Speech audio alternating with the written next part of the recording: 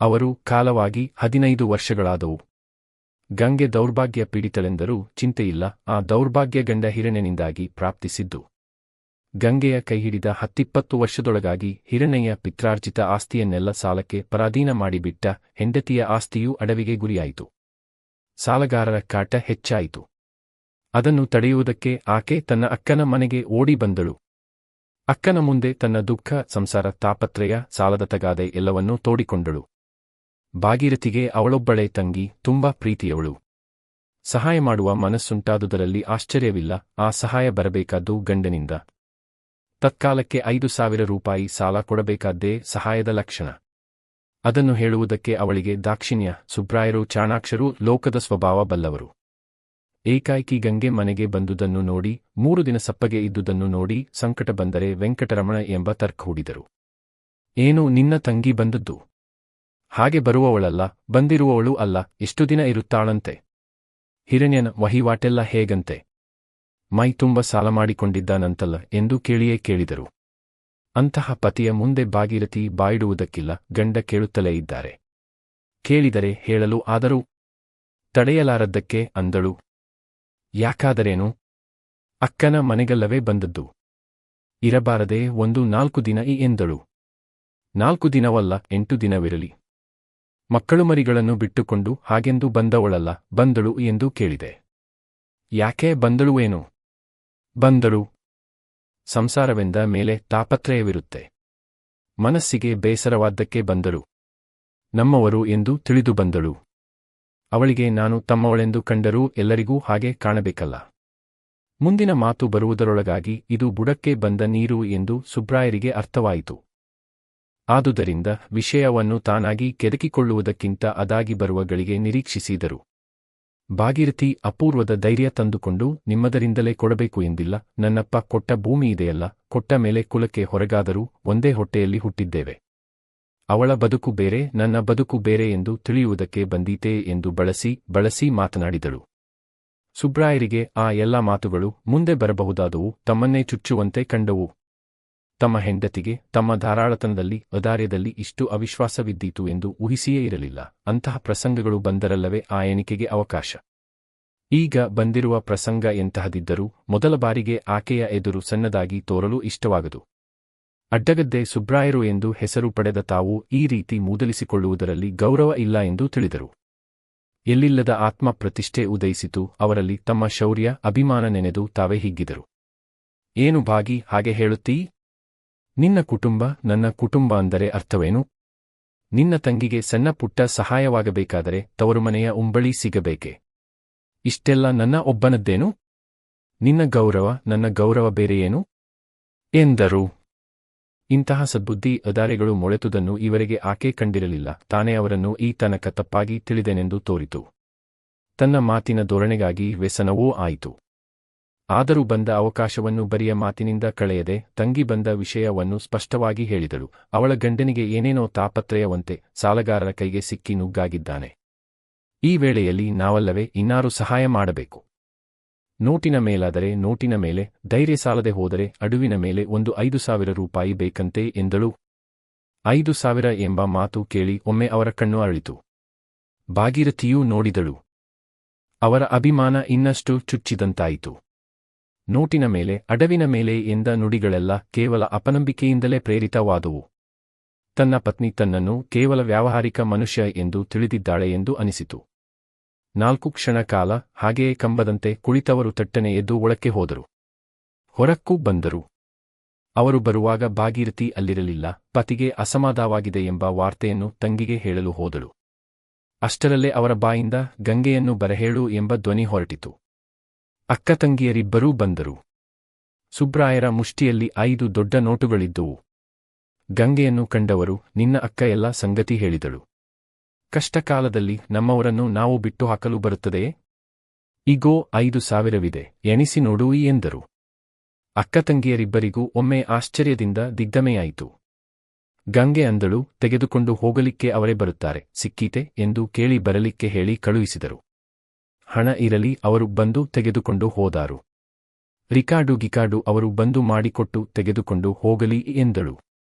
ಏನೋ ನೀನು ಸಹ ನಮ್ಮ ಭಾಗೀರಥಿಯ ಹಾಗೆ ಅನ್ನುತ್ತೀಯಲ್ಲ, ನನಗೆ ಆಪ್ತರೂ ಒಂದೇ ಪರರೂ ಒಂದೇ ಎಂದು ತಿಳಿದೆಯಾ? ಈ ಸಣ್ಣ 5,000ಕ್ಕೆ ನಿನ್ನಿಂದಲೋ ನಿನ್ನ ಗಂಡನಿಂದಲೋ ಕಾಗದ ಪತ್ರ ಮಾಡಿಸಬೇಕೇ ಎಂದು ಹಣವನ್ನು ಅವಳ ಕೈ ಮೇಲೆಯೇ ಹೇರಿದರು. ಭಾಗೀರಥಿಯ ಬಾಳಿನಲ್ಲೇ ಅದು ಹಿರಿಯ ದಿನವಾಗಿ ಕಂಡಿತು. ತಂಗಿಯ ಕಷ್ಟವನ್ನು ಬಲ್ಲವಳು ಅವಳು. ಸಹಾಯ ಮಾಡಬೇಕೆಂಬ ಮನಸ್ಸು ಬಹುಕಾಲದಿಂದಲೂ ಇತ್ತು. ಮಾಡುವ ಧೈರ್ಯ ಇದ್ದಿರಲಿಲ್ಲ. ಮರಳಿ ಬರಬೇಕಾದ ಸಾಲವನ್ನು ಕೊಡುವ ಎದೆಗಾರಿಕೆಯಿರಲಿಲ್ಲ. ತಂಗಿಯನ್ನು ಬಲ್ಲವಳಾದರೂ ಆಕೆಯ ಗಂಡನ ರೀತಿಯನ್ನು ತಿಳಿದವಳು.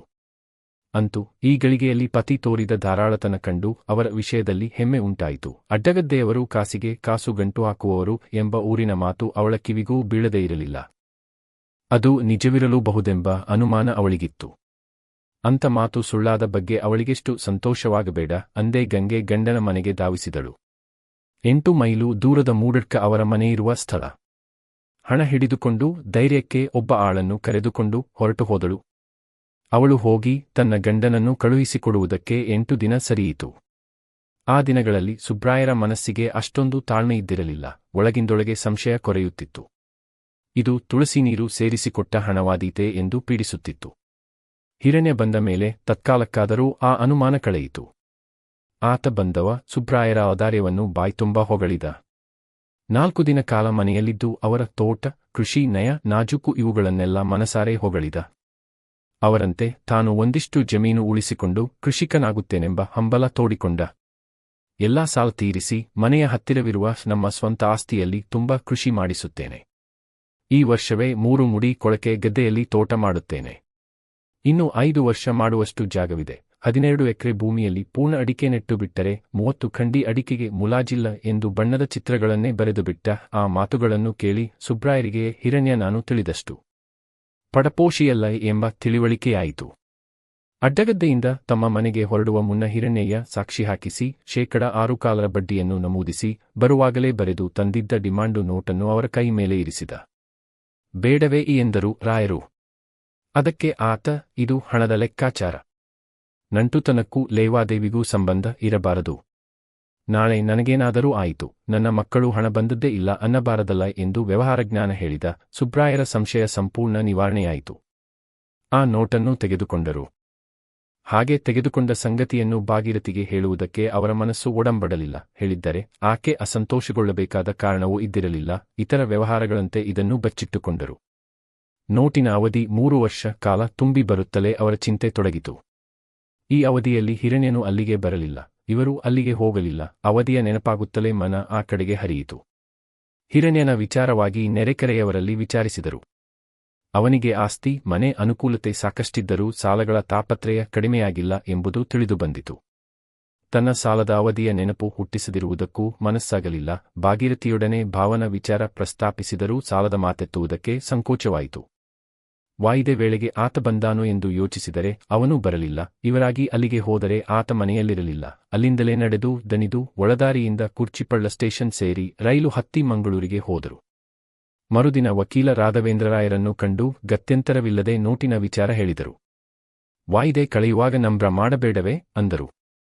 ಅವರು, ನಿಮ್ಮ ಸಡ್ಡುಗನಲ್ಲವೇ, ನನಗೂ ಗೊತ್ತಿರುವ ಆತ. ವಾಯಿದ ಯಾದರೆ ಏನಂತೆ? ನನ್ನ ಮಾತನ್ನು ಅಲ್ಲಗಳೆಯಲಾರ.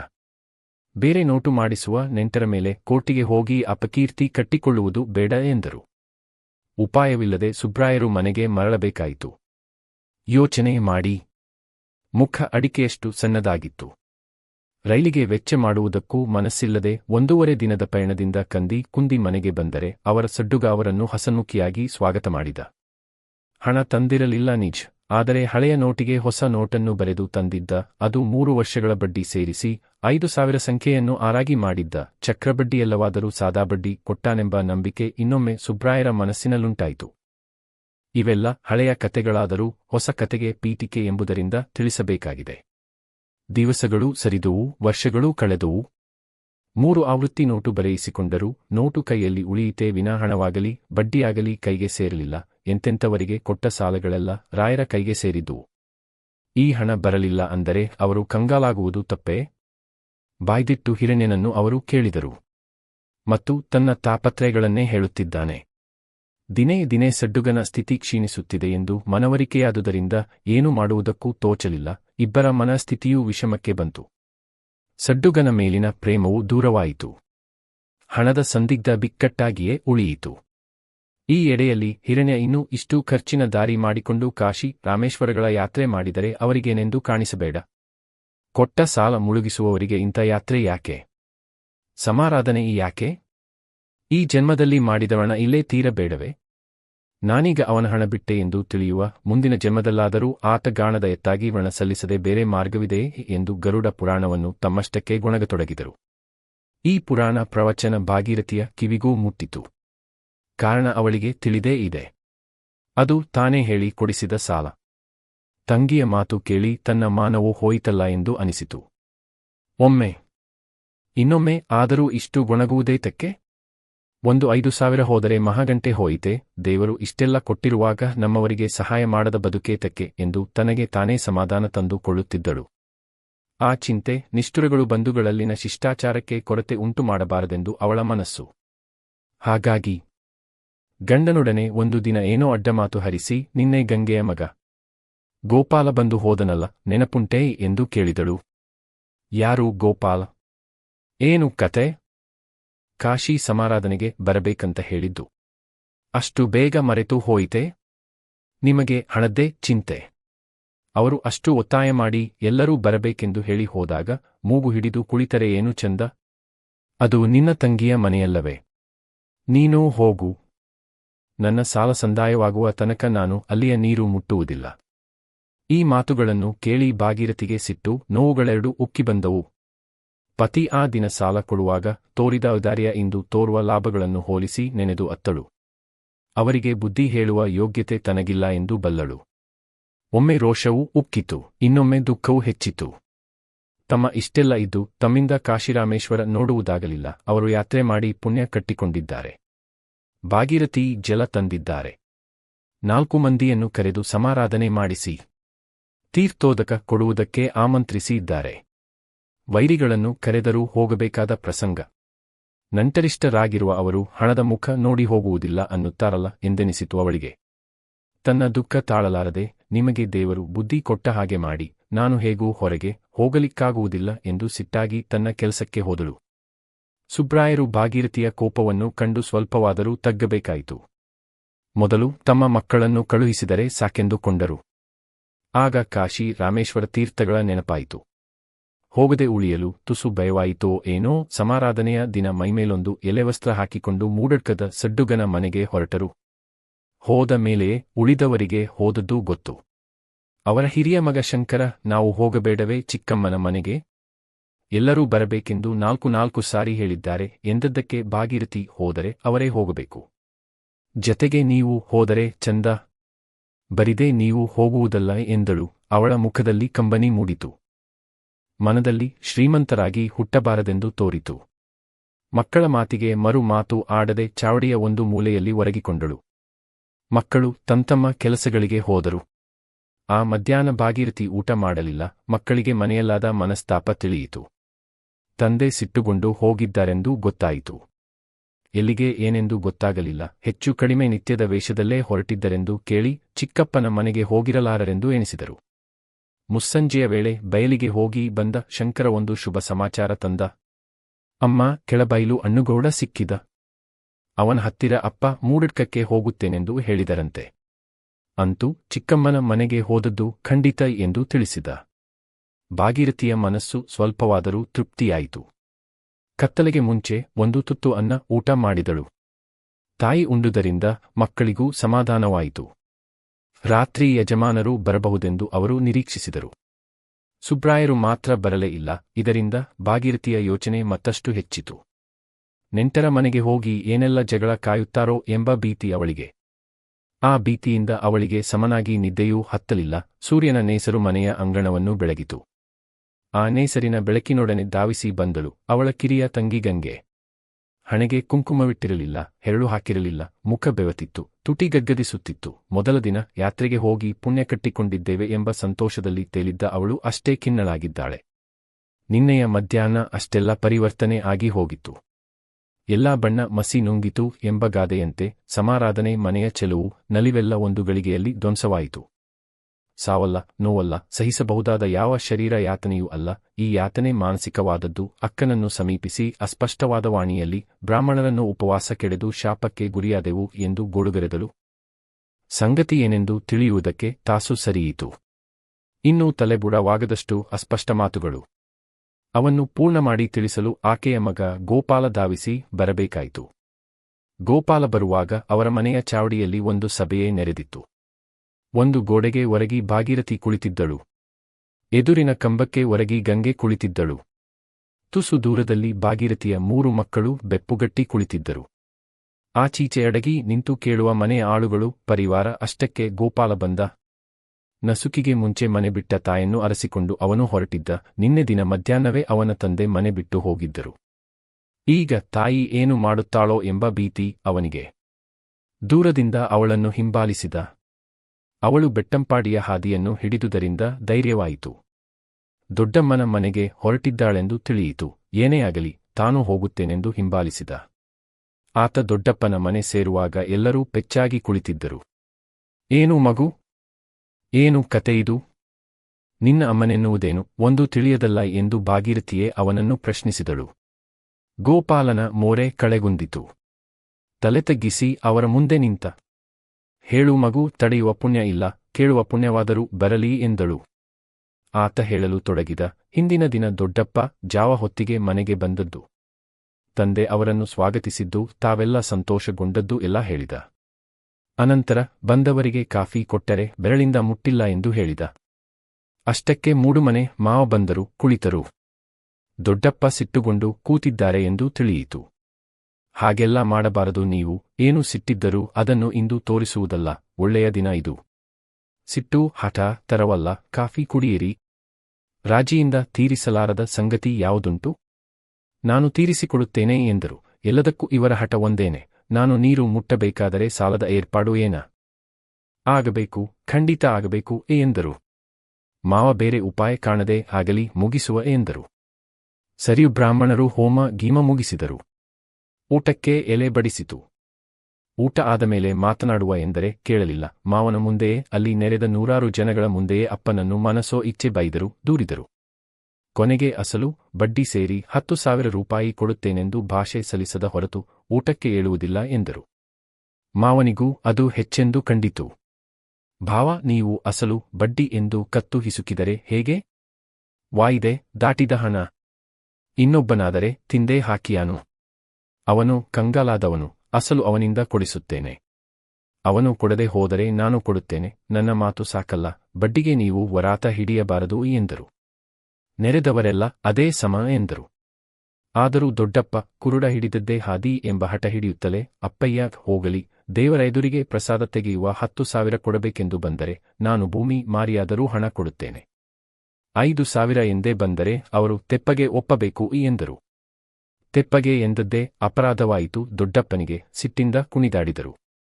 ಕೊನೆಗೆ ಮಾವನ ಒತ್ತಾಯಕ್ಕೆ ಪ್ರಸಾದ ಒಪ್ಪಿದರು. ಎಲ್ಲರೂ ಉಸ್ಸೆಂದರು. ಪ್ರಸಾದ ತೆಗೆದರೆ 5,000 ಎಂದೇ ಬಂತು. ಅದನ್ನು ಕಂಡದ್ದೇ ತಡ. ನೀವೆಲ್ಲ ನನ್ನ ಗಂಟು ಮುಳುಗಿಸಲು ಸೇರಿದವರು. ನಾನು 10,000ಕ್ಕೆ ಕಡಿಮೆ ಚಿಕ್ಕಾಸು ಮುಟ್ಟಲಾರೆ ಎಂದು ಕುಳಿತೇ ಬಿಟ್ಟರು.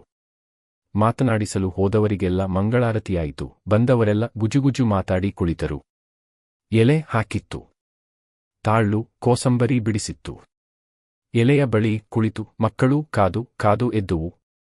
ಗಂಟೆ 2 ಆಯಿತು, 3 ಆಯಿತು. ಅವರನ್ನು ಬಿಟ್ಟು ಉಣ್ಣುವವರಿಲ್ಲ. ಅವರು ಪ್ರಾಣ ಹೋದರೂ ಈ ಮನೆಯಲ್ಲಿ ನೀರು ಮುಟ್ಟಲಾರೆ ಎಂದರು. ಅಪ್ಪನಿಗೆ ಬೇಸರ ಬಂದು ಮನೆಗೆ ಬಂದ ಬ್ರಾಹ್ಮಣರು ಉಪವಾಸವಿರುವುದನ್ನು ಕಾಣಲಾರದೆ ಎದ್ದು ಹೊರಟೇ ಹೋದರು.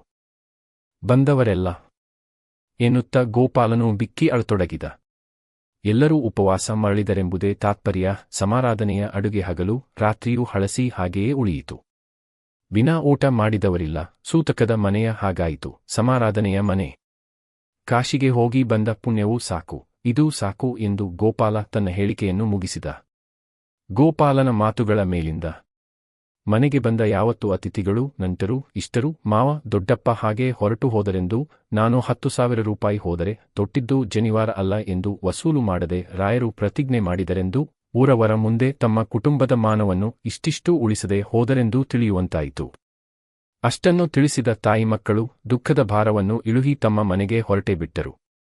ಅಲ್ಲಿ ಊಟಕ್ಕೆ ನಿಲ್ಲಲು ಒಡಂಬಡಲಿಲ್ಲ. ಕೊನೆಗೆ ಭಾಗೀರಥಿ, ನೀವು ಹಾಗೆ ಹೋದರೆ ನಾವಿಲ್ಲಿ ಊಟ ಮಾಡಬೇಡವೇ? ನಿಮಗೆ ನನ್ನ ಮೇಲೆ ಹಾಗೆಯೇ ಎಂದುದಕ್ಕೆ ಉಪಾಯಗಾಣದೆ ಸೇರದ ಬಾಯಲ್ಲಿ ತುತ್ತನ್ನಿರಿಸಿ ಉಂಡ ನೆಪ ಮಾಡಿದರು. ಭಾಗೀರಥಿಗೆ ಈ ಪ್ರಕರಣದ ಪ್ರತಿಯೊಂದು ಚಿತ್ರ ನೆನಪಾಯಿತು. ಅದಕ್ಕೆ ದುರ್ದೈವಿಯಾದ ತಾನೇ ಮೂಲ ಕಾರಣ ಎಂದನಿಸಿತು. ಪತಿಯ ಉಗ್ರಾವತಾರದ ವಿಚಾರ ಕೇಳಿ ತುಂಬ ನೋವಾಯಿತು. ತಾಪವಾಯಿತು, ಕೋಪ ಕೆರಳಿತು. ನಾಳೆ ಮನೆಗೆ ಬಂದವರು ತನ್ನನ್ನು ಕೊಡದಿರುತ್ತಾರೆಯೇ ಎಂದನಿಸಿತು. ದೇವರು ಈ ಪಾಟಿ ಭೂಮಿ ದುಡ್ಡು ಕೊಟ್ಟಿರುವಾಗ ತನ್ನ ತಂಗಿಗೆ ಕೊಟ್ಟ ಎಷ್ಟು ಅಲ್ಪ ಸಾಲಕ್ಕಾಗಿ ಸಿಟ್ಟುಗೊಂಡವರು, ಅವರ ಮೇಲೆ ಶಾಪ ತರಿಸಿದವರು ಏನು ಮಾಡಿದರೇನು ಎಂದೆನಿಸಿತು. ಅವರ ಕುಲ ಕೆಡಿಸಿದವರಲ್ಲವೇ? ನಾನು ಬೇರೆ, ತಂಗಿ ಬೇರೆಯೇನು? ಅವರು ಕೆಟ್ಟು ನಮಗೆ ಒಳ್ಳೆಯದಾಗಬೇಕೆ ಎಂದು ಕೂಗಿ ಅತ್ತು ರಂಪಾಟ ಮಾಡಿದಳು. ಯೌವನಕ್ಕೆ ಕಾಲಿರಿಸಲಿರುವ 3 ಮುಗ್ಧ ಕೂಸುಗಳ ಮುಂದೆ ಈ ಪ್ರಸಂಗದ ಯಾವತ್ತು ಹಿನ್ನೆಲೆಯನ್ನು ಹರಡಿದಳು. ನನಗೇಕೋ ಹೆದರಿಕೆ ಕಾಣುತ್ತದೆ. ಇದು ಒಂದು ಒಳ್ಳೆಯ ಲಕ್ಷಣವಾಗಿ ಕಾಣಿಸುವುದಿಲ್ಲ. ನೀವು ಮನೆ ನೋಡಿಕೊಂಡಿರಿ. ಅವರು ಬಂದರೆ ಅವಳು ಮೂಡು ಮನೆಗೆ ಹೋಗಿದ್ದಾಳೆ ಅನ್ನಿ ಎಂದು ಆಕೆ ತಂಗಿಯ ಜತೆಯಲ್ಲೇ ಹೊರಟಳು. ಗಂಗೆ ಎಷ್ಟು ಬೇಡವೆಂದರೂ ಕೇಳದೆ ಅವಳ ಜತೆಗೇನೆ ಹೊರಟಳು. ಹೋದುದು ಮೂಡುಮನೆಗಲ್ಲ, ಮೂಡಿಡ್ಕಕ್ಕೆ, ತಂಗಿಯ ಮನೆಗೇನೆ ಹೋದುದು. ಹಾಗೆಂದು ಮಕ್ಕಳೂ ಊಹಿಸಿದರು. ಆದರೆ ಆ ರೀತಿ ತಾಯಿ ಸುಳ್ಳೇಕೆ ಹೇಳಿದರು ಎಂದು ತಿಳಿಯಲಿಲ್ಲ. ಅವರು 3 ಎಳೆಯರಲ್ಲ, ಆದರೂ ತಾಯಿಲ್ಲದೆ ತಂದೆಯನ್ನು ನಿರೀಕ್ಷಿಸುವಾಗ ಹುಲಿಯ ಬಾಯಿಗೆ ಬಿದ್ದಂತಾದೀತು ಎಂಬ ಹೆದರಿಕೆ ಅವರಿಗೆ.